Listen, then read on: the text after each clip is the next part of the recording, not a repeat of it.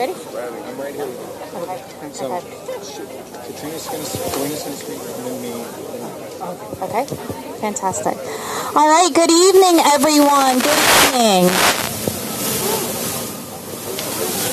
Ladies and gentlemen, esteemed guests, thank you all so much for joining us here tonight. My name is Karina Lipsman. I'm the Director of Government Relations, the Victims of Communism Memorial Foundation. And here, because tomorrow marks a solemn yet significant occasion as we gather to commemorate the 35th anniversary of the Tiananmen Square Massacre that started as a peaceful demand for democracy, freedom of expression, and to end corruption. When the Chinese government deployed military forces to suppress the voices of those advocating for change. The events of June 4th, 1989 remain etched in our collective memory as a stark reminder of the lengths of authoritarian regimes will go to silence dissidents. However, amidst the tragedy and suppression, the spirit of Tiananmen lives. On a symbol of courage, resilience, and unwavering pursuit of freedom. As we reflect on this solemn anniversary, let us honor the memory of those who lost their lives, the bravery of those who stood in defiance, and the enduring legacy of Tiananmen Square as a beacon of hope for a better, more just world. May we never forget the sacrifices made, and may we continue to strive for a future where the principles of democracy and human rights are upheld, cherished, and protected for generations to come.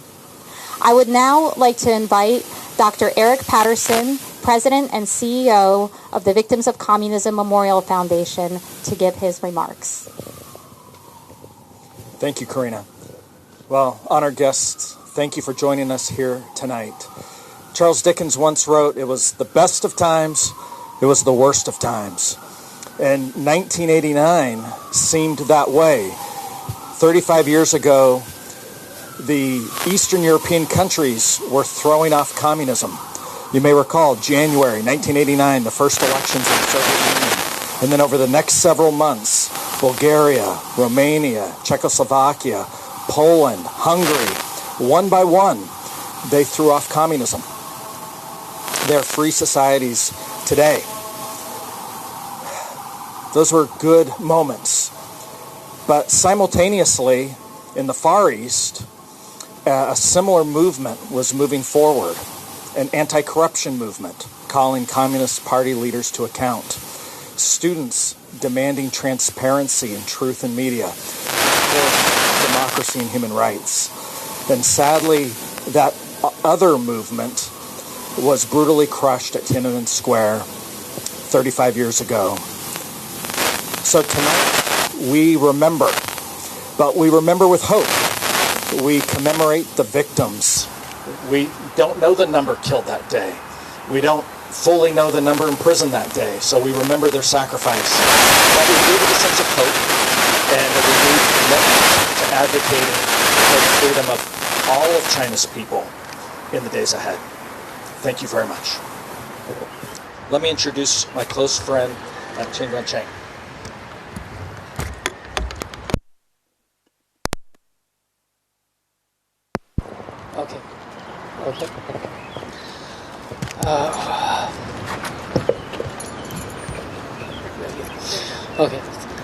The Chinese Communist Party has never stopped using violence and cruelty to oppress the people of occupied China.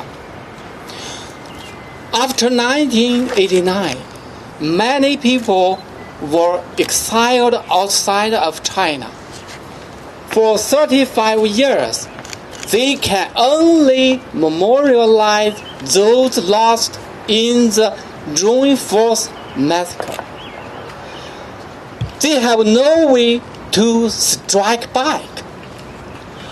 Meanwhile, In the 35 years after Tiananmen, the CCP had managed to use the West's high tech to create an internet surveillance system with facial recognition and movement recognition. It arbitrarily persecutes those who call for the rule of law, democracy, and constitutional government. At the same time, outside of China, the CCP had infiltrated democratic nations like America, corroding their societies and upsetting the international order.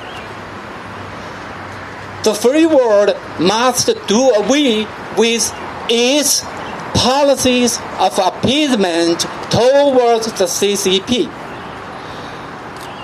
The priority must be ending communist authoritarian regime.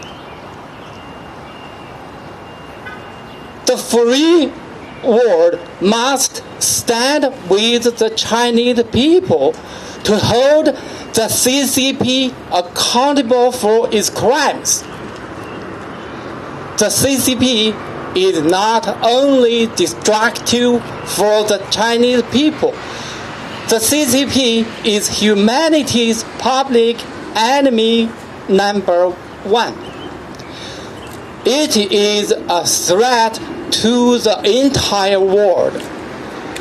If democratic nations continue to make agreements with the devil, not only will democracy in China be without hope, America and other democracies will find their freedoms and universal values destroyed as well.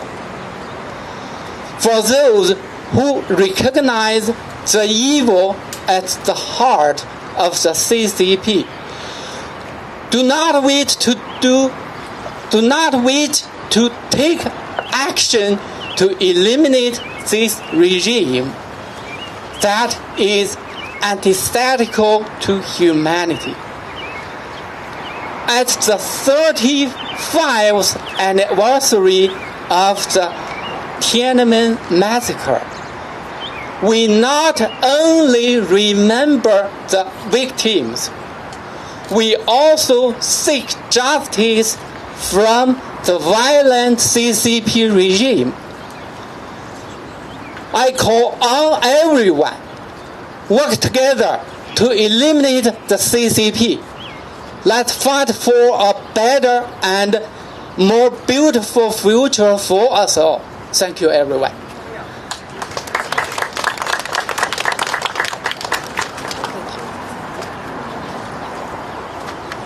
Thank you so much. And now we're going to have Mr. Gordon Chang.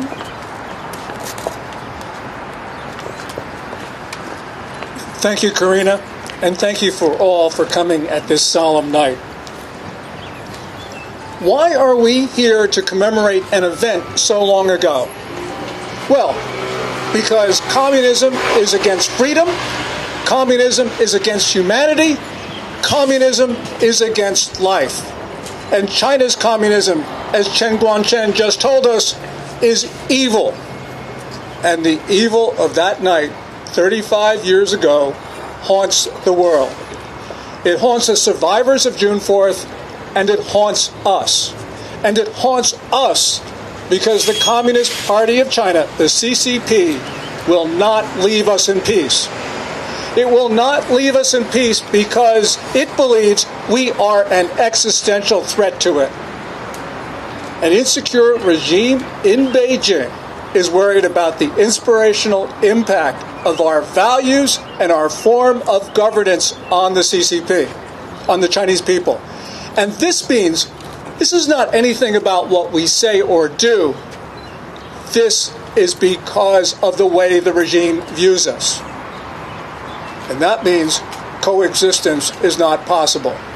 Coexistence is not possible because the CCP believes that there will be only one survivor. It will either be our free society or it will be the People's Republic of China. And that means we are going to have to continue to fight for our freedom.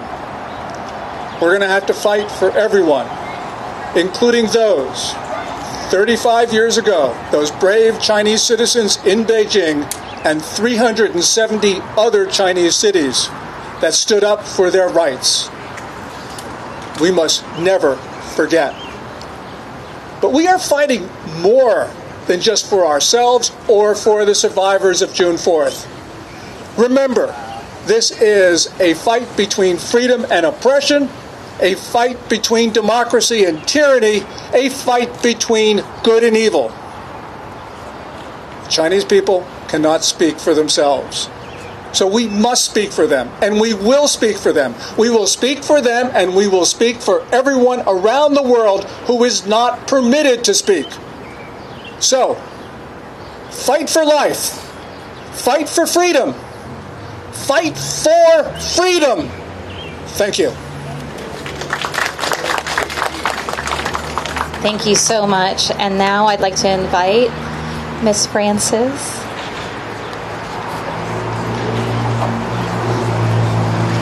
Hi, my name is Frances Hui. It's an honor to speak in front of you and to stand side by side with you all to mark this important date in history. In Hong Kong, different generations grew up having different experience with the Tiananmen Square massacre. For some people, they saw it when it happened. They lived to see it when it happened. And as you can tell, I was from a generation that was not born at that time. But growing up, it's not difficult for us to learn what's going on, what happened in 1989.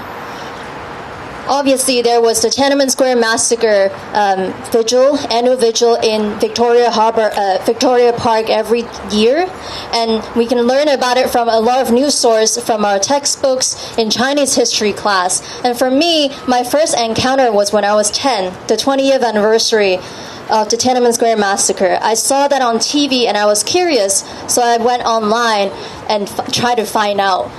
And as a 10-year-old, I was terrified. I went to the Victoria Park that year, and for that year, I finally realized and understood what it means to be a Hong Konger. The privilege I have to be born as a Hong Konger, to enjoy the rights and freedom that many of those who live a river across me do not get to enjoy, and they are killed for having those rights, to practice those rights. Then in middle school, we learned about it in Chinese history class. It's part of the modern Chinese history, but in the textbook, there's only a small little box with 2 paragraphs that describe it. I thought it was ridiculous, but I also thought for some people some of my peers who have never heard of it, this planted seeds in them, and perhaps one day they will be curious to find out more, just like what happened to me when I was 10.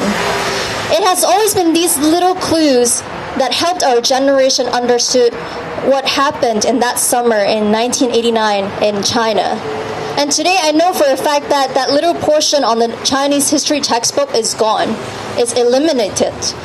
All these years, the CCP has been tackling these small clues in a way to eliminate and erase this history from its people and the people of Hong Kong. They first aim at the smaller clues and then onto the big symbolic thing, our annual vigil. They want us to forget it. They want to take away the chance for our children to know that decades ago, Chinese students used to dream of an open, democratic China. I think this is why we kept marking this date in the past 35 years with everything we could do. And this is why people like Chao Heng-tong insist in doing whatever she can to remind people of this day, even though it means she would get arrested again under the city's harshest law, even though she is already behind bars for doing the exact same thing. If June 4th is taken out from our textbooks, if the vigil is banned in Hong Kong, and if the goddess of democracy is removed from all of our universities in Hong Kong, we will find something else. We will do something else in somewhere. Because they could lock people behind bars, but they can't lock away our determination and our free will. And when people are continue to resisting in Hong Kong, betting on their life behind bars to speak the truth, they are counting on us, the free world, to wake up and make China pay for the cost of violating human rights. The words in action enables and emboldens China to continue its blatant lies and brutal crackdown on dissidents. Let us ask ourselves today, did we do enough to hold the CCP accountable for killing thousands of Chinese people for demonstrating peacefully for freedom and democracy 35 years ago? When we first heard about the so-called re-education camps on Uyghurs, when we know about Tibetans that continue to face systemic oppression even till this day? Did we do enough when the CCP blatantly broke its promise that it made in the face of the international community of one country, two systems in Hong Kong, stifling freedom that we used to enjoy and putting nearly thousands of pro-democracy ordinary Hong Kongers behind bars? Today and tomorrow, we should all ask ourselves, are we doing enough? And especially for key leaders and policymakers, how long is it going to take? And how many more people have to be imprisoned, tortured, and killed for us to do the right thing? In some way, the Tiananmen Square massacre hasn't ended. The CCP's efforts to silence us and its campaign for global influence is a massacre on every single one of us. It is a massacre for freedom around the world. It is a massacre of humanity. So as we remember 35 years ago, the souls and bravery people that we lost 35 years ago in China, let's also remember the countless people who continue to suffer under CCP's rule. Advocate for them, support them in their fight for freedom, and give them the voice, a voice that the CCP tries to eliminate. Thank you.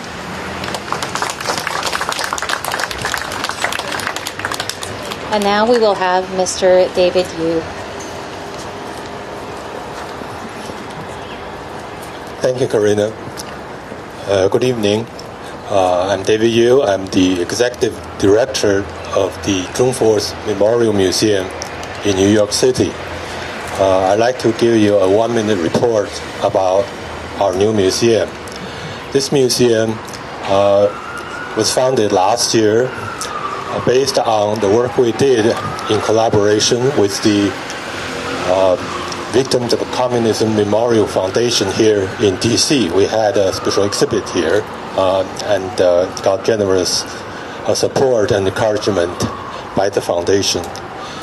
The museum displays a large collection of artifacts from 1989, including flags, pamphlets, old newspapers, a bloody shirt worn by a woman hit by the armed police, and the bloody banner used by a teacher to bind a bullet wound in Tiananmen Square. The museum received very good reviews and very extensive media coverage. The only problem is our fundraising is lagging. As of now, all of us work as unpaid volunteers. Now, it's an honor to work for the museum, but we believe this all-volunteer model is not sustainable. So anyone who has leads of potential benefactors, please let us know, and we'll vigorously pursue those leads. Now, why do we want to have the museum? First of all, of course, we want to remember the victims of the brutal massacre of June 4th, 1989. Secondly, just like the statue behind me, we want to use the museum to honor the Chinese people's heroic struggle for democracy 35 years ago. that is a struggle that, in a sense, is continuing. I want to reflect a little bit on my own pro-democracy experience. That experience goes back, believe it or not, 44 years to 1980, when I was a sophomore at Beijing University. I took part in the student-free demonstration, the student-free elections that year. Why did I choose to become a democracy advocate? At that time, there were two reasons. One is, it was obvious to me that democracy was the most rational and the fairest political system. The other reason, which was even more important to me at the time, was that I witnessed the devastation wrought by the Chinese Communist Party dictator Mao Zedong. And I felt that democracy would be a way to prevent such devastation from happening again in the future. It would also bring better lives for my fellow countrymen and countrywomen.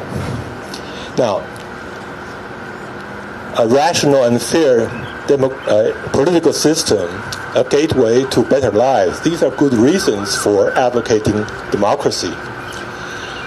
But when I advocate democracy today, my motivation, most of it, is quite different from what I had back in the 1980s. The Chinese Communist Party, the CCP, has now become a mortal threat to the whole free world. As Francis just described, it subjugated Hong Kong a few years ago. And it looks like it's going to try to subjugate Taiwan very soon. But the CCP's ambition goes far beyond that. It's no less than the domination of the world. Now, what will the CCP do if it dominates the world? Why, it's obvious. It's going to enslave you and me and our children and our grandchildren, much like it has been enslaving the Chinese people for 3 generations and the Hong Kong people for 3 years. So I think the conclusion is obvious.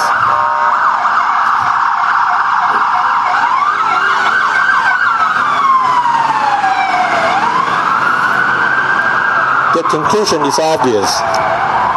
The CCP must be stopped. It must be destroyed. Now, the CCP must be destroyed. That sounds like a good motto. The only problem is that it's not so elegant. How do you make that phrase elegant? Well, my friend Arthur Waldron, who is a professor at the University of Pennsylvania, found a solution in history.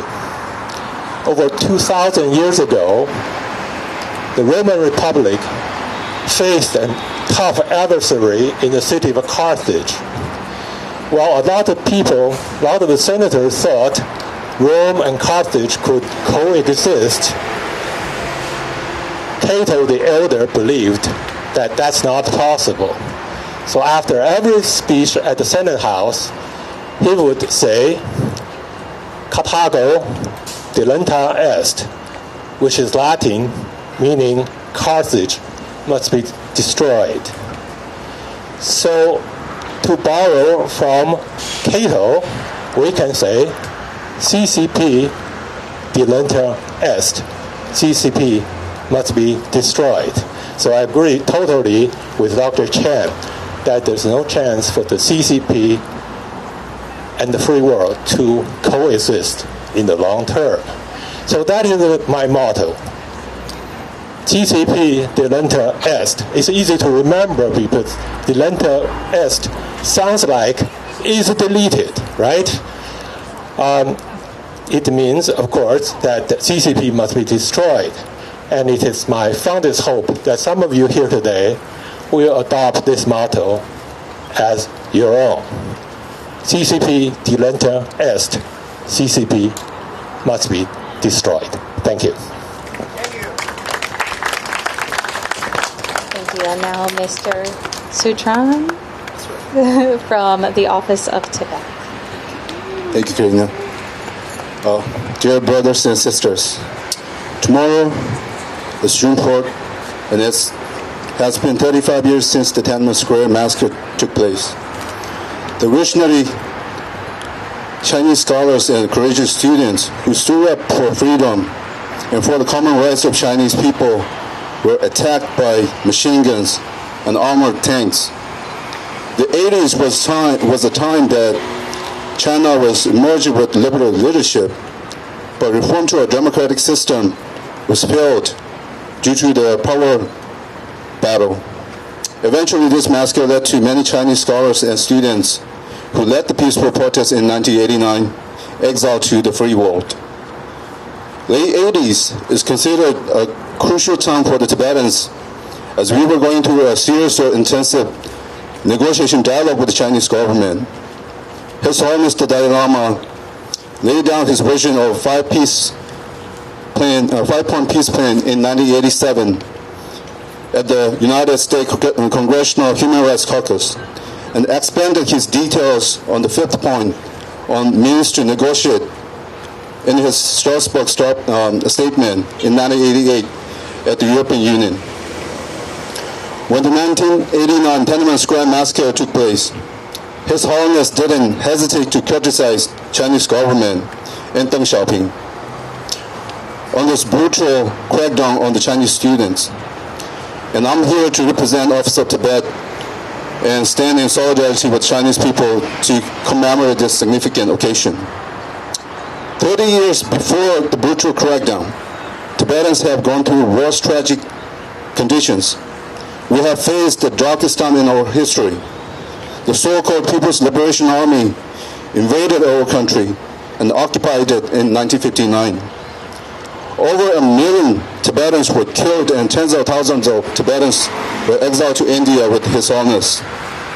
And the Chinese Communist Party even planned to assassinate His Holiness the Dalai Lama. And when their plan failed, the cannons were shot at his residence at Nobulinka, which also led to the peaceful uprising of ordinary Tibetan people on March 10, 1959. And we commemorate March 10th as the National Uprising Day every year, and we had it the 65th anniversary this year. On the other hand, Tibetans are very lucky that His Holiness was able to make this great escape from the Chinese Communist Party. Because of His Holiness' visionary leadership for the Tibetan people and the global influence with his wisdom, and also because of the courageous Tibetans in Tibet with their indestructible resistance, our cause is still robust. Even after the generations of transition, our cause is still alive. I'm one of the third generation Tibetans who were born inside Tibet and escaped to India in the early 2000s. And there are hundreds and thousands of Tibetans like myself committed to this cause. And today, many Tibetan youth joined us. If you can raise your hand. And they are Tibetans who were actually born in, many of them they were born in the United States. But their faith and commitment to the Tibetan cause is relentless. The CCP wasn't able to win the hearts and minds of Tibetan people for 70 years. The youth generation both in Tibet and diaspora are more educated than ever, and they will continue to fight for our distinct values. The Tiananmen Massacre is well known by the youth generation around the world, but the majority of Chinese youth inside China are still not aware of it. Even the Chinese students who are studying abroad, many of them are still remaining doubtful about this. This is something we can all work together to let them know the fact about Tibetan struggle, facts about the Chinese movement to freedom, facts about Uyghur movement, facts about Hong Kong and Taiwan, the self-immolations, vast colonial boarding schools, concentration camps, forced labor, empty promise for autonomy. All this we can let more people come on board to understand our cause, and especially our Chinese friends in China. Seeking Pembasaling, the president of Central Tibetan Administration, called for a cross-movement alliance in his address at the opening ceremony of 20th anniversary of World Uyghur Congress Summit. And His Holiness Dalai Lama's vision of universal value is based on our identity as a human being. We may designate ourselves with nationalities, ethnicities, and many other ways to differentiate ourselves. However, we are same that we dislike suffering, but always prefer happiness. So let us get together for a common goal of freedom for happiness. Thank you. Next, we have Miss Anna.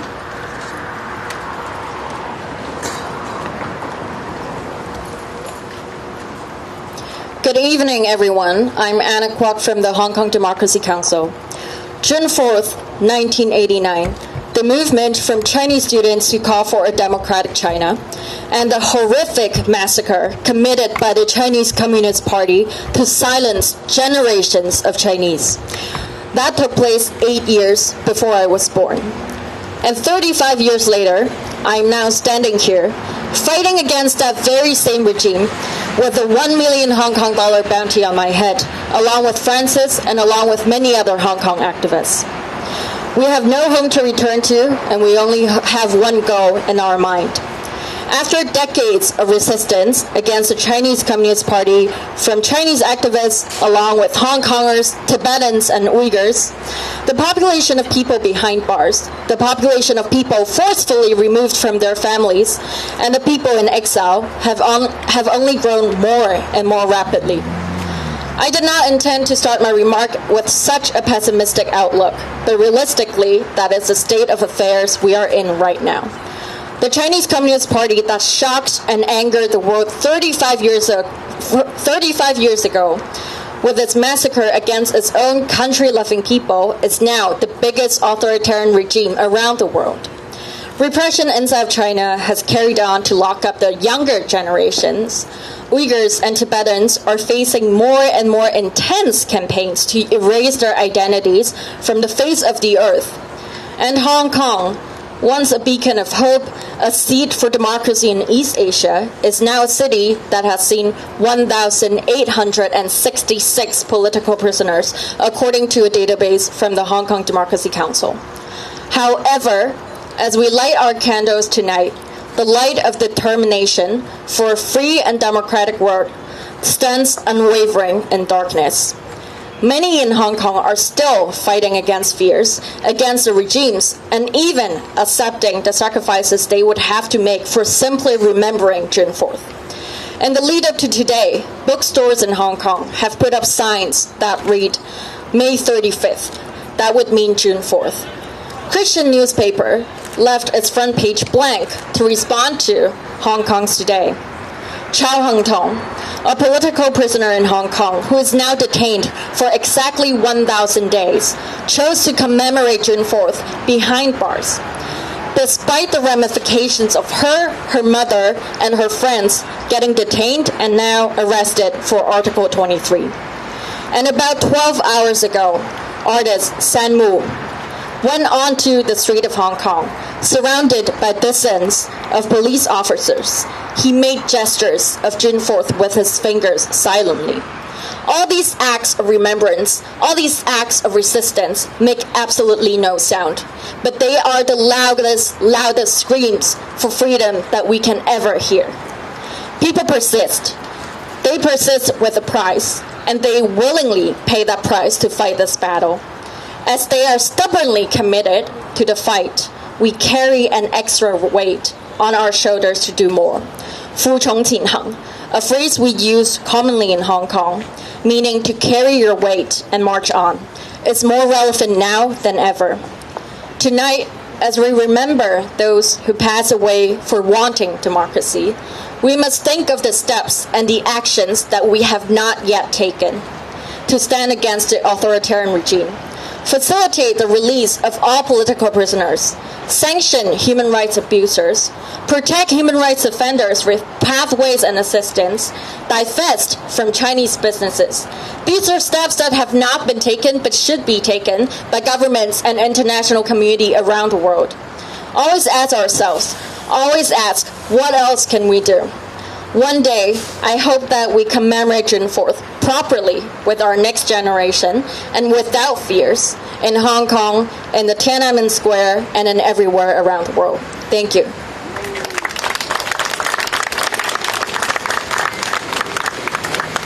And now we have Ms. El-Fadar.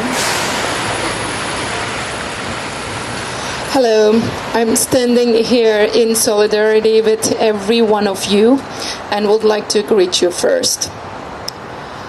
As we gather today to commemorate a somber anniversary, we do so under the shadow of ongoing atrocities. The memory of Tiananmen Square is inseparable from the current genocide against the Uyghurs.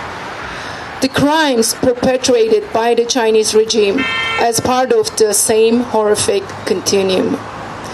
35 years ago, the international community witnessed the brutal suppression of peaceful protesters in Tiananmen Square. The world failed to hold the Chinese Communist Party accountable for the murder of its youth, who sought nothing more than freedom. Today, the same CCP continues its terror, committing crimes against humanity through mass detention, forced sterilization, and other genocidal policies against the Uyghur population. These young activists of 1989 ask for what every human is entitled to: dignity and freedom. Yet, in the painful light of retrospect, we see that reform has not come. Even as the countries have engaged economically with the PRC, their technologically enabled brutalities have only grown. The goal remains unchanged: to eliminate dissent and crush any challenge to the CCP's absolute power. Today, the CCP extends its repression beyond its borders, aiming to silence those who seek the basic right to their ethno-religious identity and to be with their families.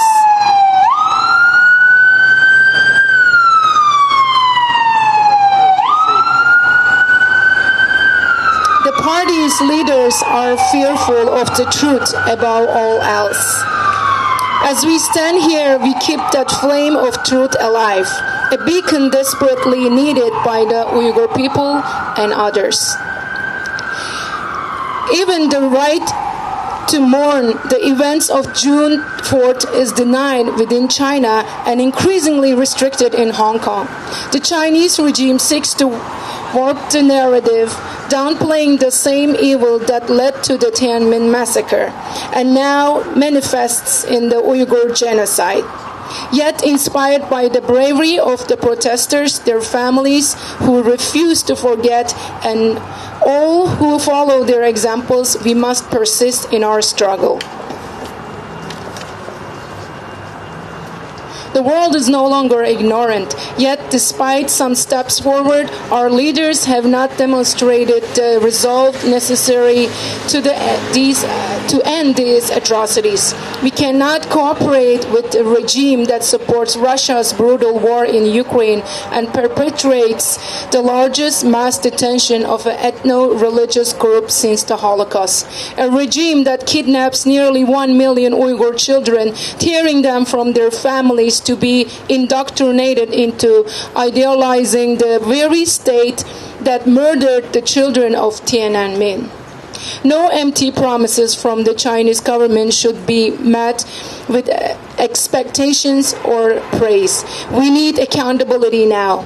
Until there is reckoning for the history of Tiananmen, until the truth of 1989 is fully acknowledged, and until justice is served for the Uyghur genocide, oppression of Tibetans, Hong Kongers, and many others, we will continue to remind the world of the truth true characters of the Chinese Communist Party. We will never forget. We will never be silenced. May these memories and the spirit of those who have suffered spur us onward in our pursuit of justice and human dignity for all. I want to end my speech with a quote from one of the democracy movement leaders, an Uyghur activist, Erkesh Dölet. History cannot be erased by force, nor can the spirit of a people be crushed by fear. The courage of those who stood in Tiananmen Square echoes throughout the years, reminding us that the quest of freedom and dignity is unstoppable. We honor their sacrifice by continuing the fight for justice and human rights wherever they are threatened. Thank you so much. Thank you. Mr. Spencer. Good evening. Thank you for coming.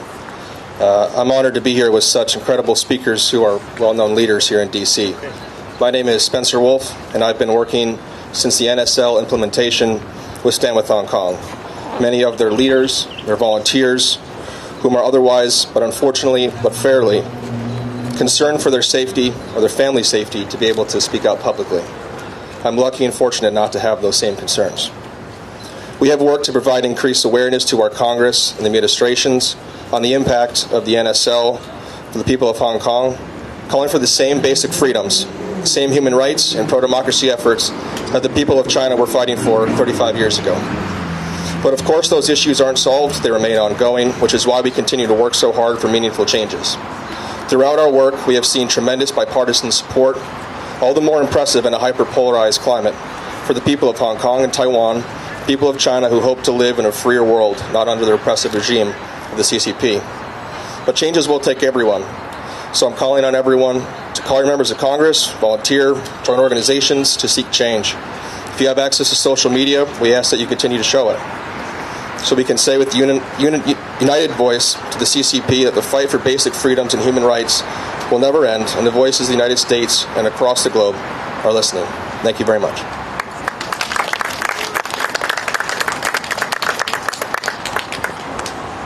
And lastly, if we can bring the table. That's okay. Don't worry about it. That's okay? Yeah. Okay. Don't worry about it. Mr. Piero. All right. Thank you. Thank you, Karina.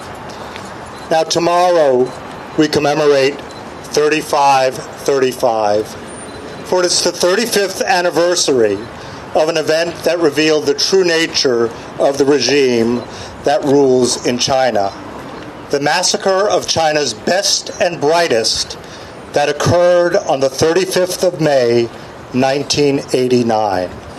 I know Anna knows what the 35th of May signifies because she referenced it, but for those of you who are looking somewhat quizzically at that, if we begin at 31, 32, 33, 34, 35, June 4th is May 35th. And why May 35th?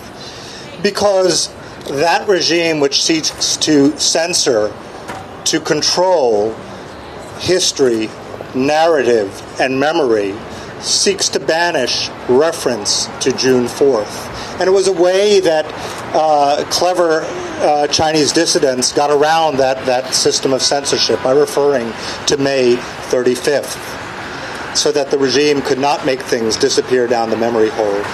The Czech dissident from another era, Milan Kundera, in his book of Laughter and Forgetting, wrote that the struggle of man against power is the struggle of memory against forgetting. And the preservation of memory is why we are here. Now, we often think of memory as casting back our minds to an event that happened in the past, which gets foggier as distance and time recedes. But that is not how one preserves memory. Rather, it is taking what happened in the past and actualizing it in the present. And that is why every Passover, for example, the story of the Exodus is told. And children are encouraged to ask questions so that the memory of what God did in exile in Egypt some 3,300 years ago is actualized in the present. That's what Jesus meant when he said, "Do this in memory of me." It's his sacrifice that is actualized at the present moment. And that is what we're doing here tonight. We're remembering the sacrifice of some of China's best and brightest, who sacrificed themselves for freedom, for democracy, for a future China. You know, it is said that Stalin once cynically remarked that the death of one man is a tragedy and the death of a million is a statistic. And whether Stalin said it or not, there is a sad truth to that, as it is difficult for us to comprehend death in large numbers. But behind each and every statistic, there is a child who had a father and a mother, who once lived and breathed and laughed and cried as we do today. I can think of no one more dedicated to the preservation of memory of those who were sacrificed at Tiananmen than Rowena He, who, by the way, will be testifying tomorrow at our CECC hearing on the 35th anniversary. But she makes a point to memorialize individuals, to keep their memories actualized in the present and not to be forgotten as a mere statistic. And from Rowena, I learned the story of a young high school student named Jiang Jielian, who was only 17 years old when he was shot through the heart some 35 years ago come tomorrow. Jiang Jielian represented the best and brightest of China. His parents were professors at Renmin University, and they were party members. He was a patriot, someone who wanted the best for his country, to see it flower into a democracy. He is more than a statistic. He was a loving son to a loving father and mother, and there are so many more like him. And finally, I want to share with you something that over this past weekend, I went to my 40th high school reunion. And there was a senior who had just graduated, and she had a very unique and lyrical name. It was Delphi Lyra. And she spoke to a group of us alumni, and she talked about a grove of white pine trees that existed on the campus of our Northfield Mount Herman. 69 pine trees that were planted in 1928 that represented 69 alumni of our high school who died in World War I. Okay? That grove, and the meaning behind it, frankly, was something that I had forgotten, if I'd ever had known it in the first place. And Delphi said something that was wise beyond her years. She said that one must choose to remember. So Ding Ziling, the mother of Jiang Jielian, chose to remember not only her son, but also the sons of other mothers when she founded the Tiananmen Mothers Movement. It's a group of bereaved parents and friends who remember those who were sacrificed 35 years ago. Rowena He herself, she was a 17-year-old democracy activist in China in 1989 when soldiers rolled into Tiananmen Square. She chose to remember when she wrote her book, Tiananmen Exiles, Voices of the Struggle for Democracy in China. And on 35/35, we too must choose to remember. Remember what happened, and those who were sacrificed on May 35, 1989. Thank you.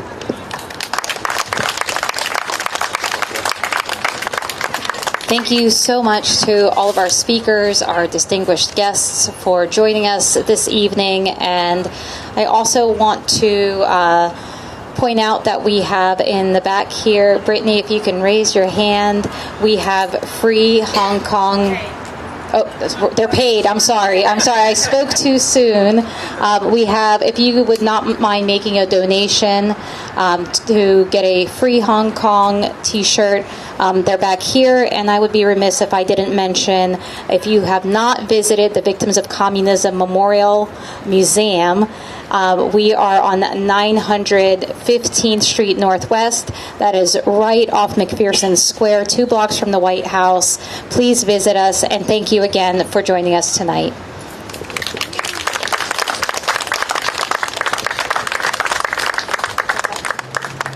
And we'll do a moment of silence.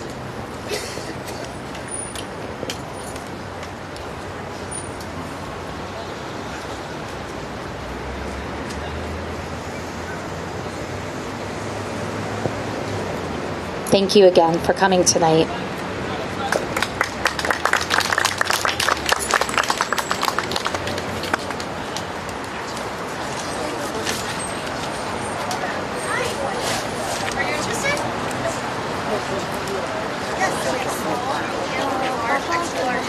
Yeah.